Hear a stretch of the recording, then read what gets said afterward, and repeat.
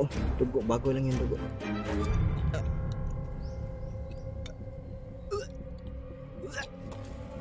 Lukang patram! Po!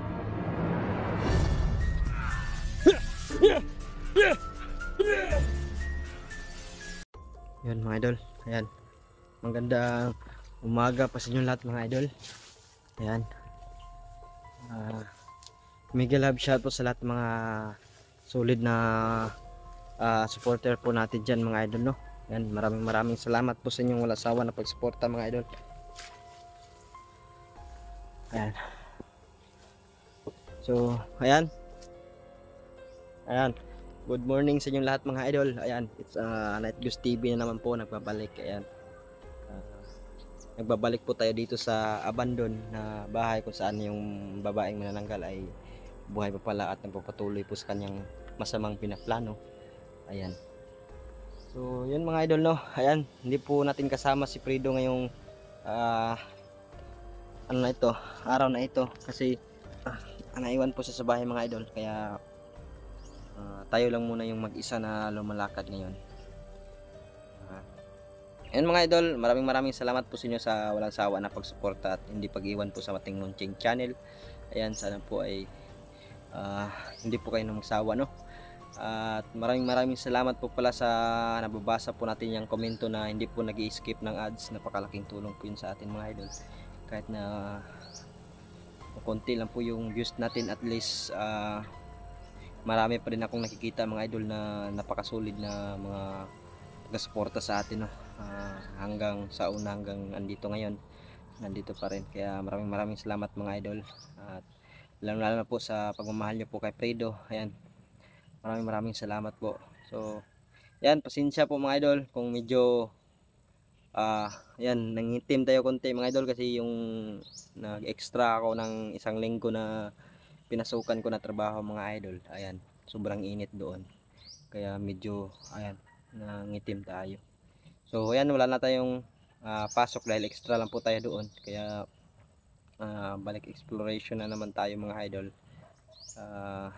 Sana andyan pa rin kayo, lagi tayong suportahan.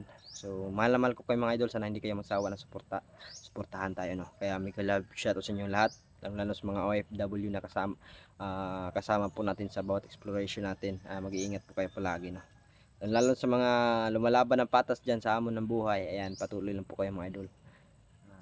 Ngayon andito tayo sa nakikita nyo sa likuran mga idol, yung manananggal ating na-encounter dito. So ayan, pag meron tayong makita dito mga idol, kasi abandon na to eh. Itong area na ito, abandon na po to, no. Kaya pero meron tayong makita na kakaiba, na hindi na tayo mag-alinlangan mga idol, kasi alam naman natin na walang normal na tao dito na gumagala, kasi alam naman lang kwento dito mga idol, o background ng area na ito, kaya nagiging abandon ito.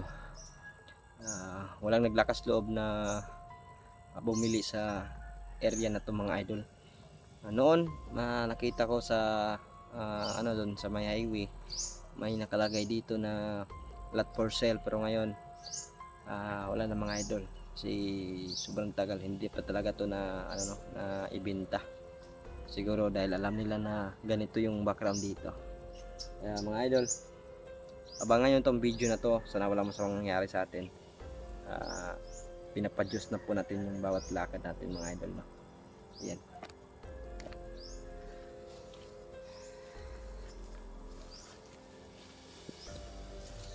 Ito na po tayo mga idol.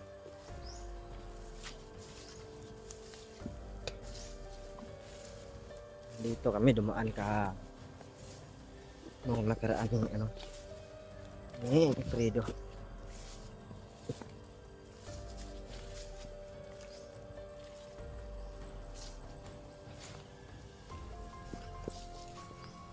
May mga ano dyan, no. Meron talaga tayo naririnig na ano, mga alagang manok dyan. Palaging tumitilaok mga tol.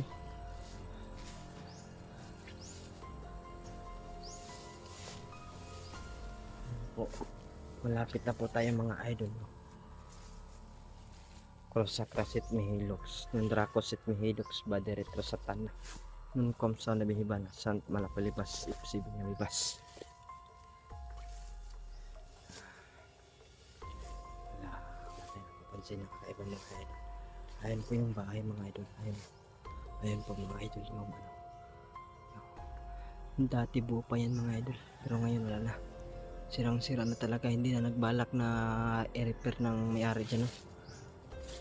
Hindi ko na din nakikita yung may-ari na bumisita dito.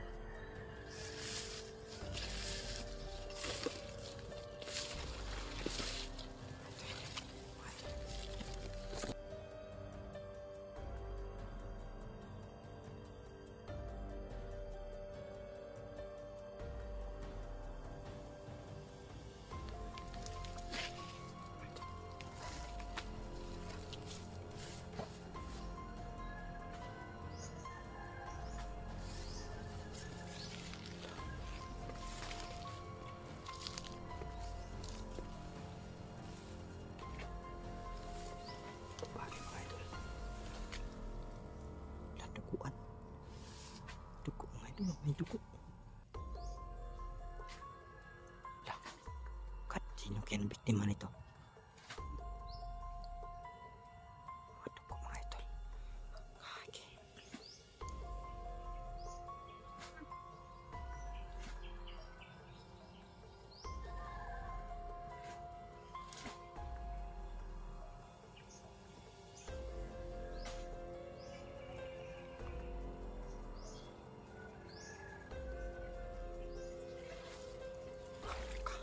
Siya ang biktima mo. Lukang patrampo!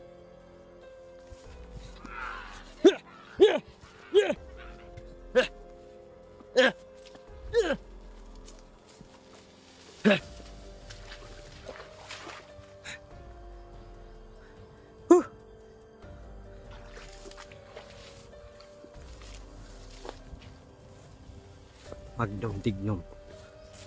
Ito ni kabong. Igsak inumak gasong.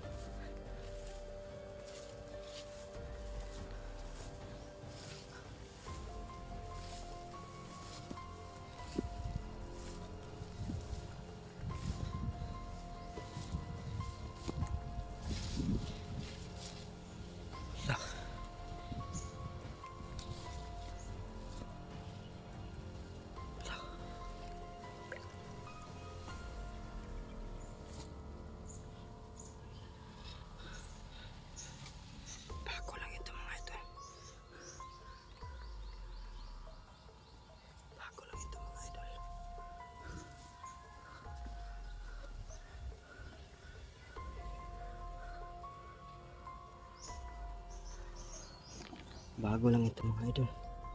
Dugo, bago lang yung dugo.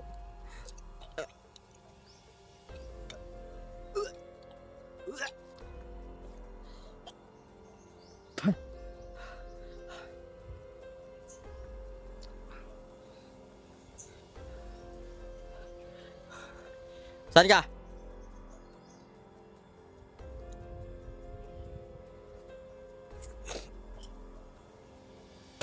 Pakita ka!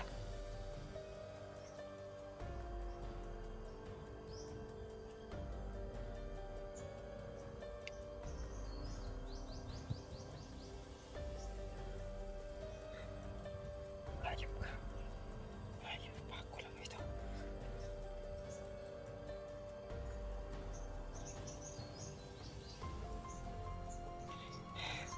Bago lang po ito mga tol. Crossacrasit Mihilox, Nundracosit Mihilox, Bade Retro Satana, Nun Komsa Lumibana, Sant Malapalibas, Ipsib Nabibas.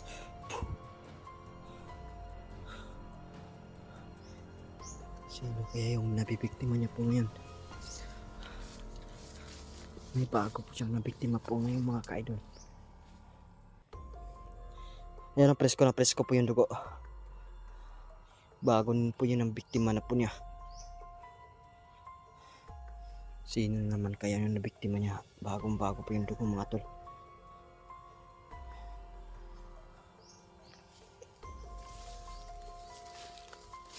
Naglalaba po siya dito mga tol. Kita po natin naglalaba po siya. Ayan, ayan ang dugo mga tol. Napakabago po po. Yung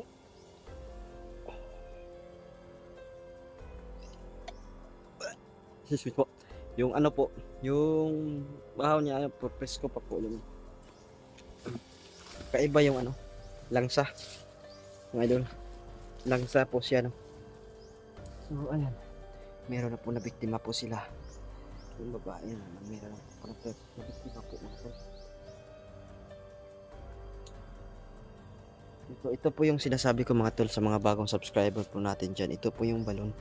Ito po yung tinatapunan po nila ng bangkay mga tol. Pero ngayon sa nakita natin naglalabas siya ng damit na duguan. So ibig sabihin yan, meron po siyang nabiktima ngayon. O siguro kagabi. Pero bago na bago po talaga. Dugo.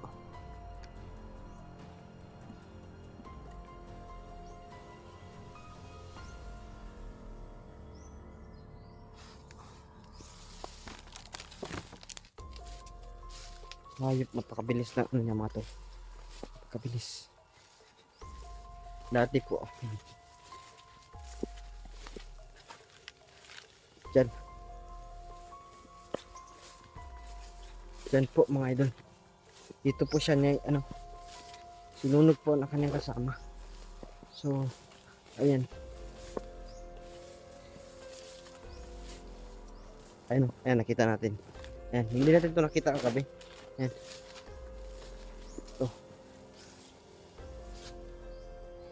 Dito kami ni Fredo kagabi, mga idol.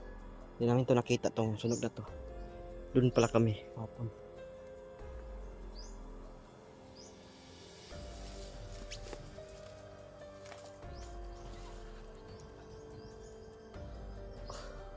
So, ayan. Gawa-gawa lang para nila yung pagsunog mga idol para maniwala tayo. Gawa-gawa lang po nila yung mga idol na pagsunog dito para po maniwala tayo na siya po ay patay na. Para habang naniniwala tayo, magpapatuloy siya sa paggagawa niyang pamimiktima ng tao. So ayan mga idol, buti alam ni Fredo na ano, yung babae buhay pa daw, kaya dali-dali tayong nag-explore dito. Pinikilan pala yung pagsunog dito mga idol para ang malagay sa isip natin o sa utak natin yung babae sinunog na ng kanyang kasama. So yun mga idol no, may araw din sa atin yung babae na yan. Ayan, sa mga bagong subscriber po natin dyan, humingi po ako ng suporta po sa inyo mga idol. Paki-like and share po ninyo tong video natin. Balik exploration na po tayo. Samahan nyo ko lagi mga tol sa laban po natin. Sana wag nyo po kung iwan no. Sana po gabayan din tayo sa itaas na wala masamang mangyari sa atin. Ayan. Ayan mga idol, mahal na mahal ko po kayo. Maraming salamat po sa walang sawa nyo po suporta. God bless po sa inyo, mag-iingat po kayong lahat.